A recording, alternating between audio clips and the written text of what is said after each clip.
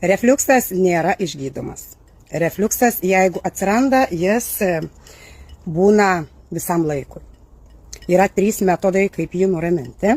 Vienas tai yra vaistai, antras yra maistas, trečias augalai. Taigi tu su vaistais tiesiog išgeri vaistus, išgeri kavos, pavalgai kažkokį netinkamą galbūt maistą ir vėl lėki ieškai vaistų. Tuo metu lyg ir neblogai jautėsi, bet vėl bėgi ieškai vaistų, nes jauti tą simptomą. Mityba. Jeigu tu prisižiūrėsi labai griežtai mitybą, tu tikrai gali nuraminti refliuksą ir nejausti simptomų. Bet papildomai dar refliuksą sukelia ne tik kava ar maistas, bet ir mūsų stresas.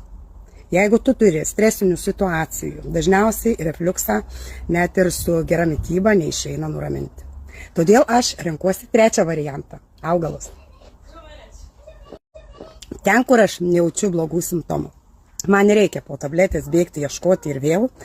Jėzus išgėriau kavos ar vėl, kur mano tabletės, ar užvalgiau kažką ypatingo ar sunkesnio maisto ir nereikia man bėgti ieškoti tablečių. Todėl tai raminu su natūraliais produktais, su augaliniais produktais. Vaikui taip pat yra aloje gėrimas, taip pat duodam, nes skoniai skiriasi. Aloje vera skiriasi rūšis. Kiekviena rūšis išsprendžia tam tikrą problemą, priklausomai, ką tu nori spręsti. Jeigu ir tau aktualu lengvai švelniai nuraminti refliuksą ir kasdien jaustis gerai, parašyk man asmeniškai aloje arba pakomentuok ir mes pasikalbėsim plačiau. Geros dienos.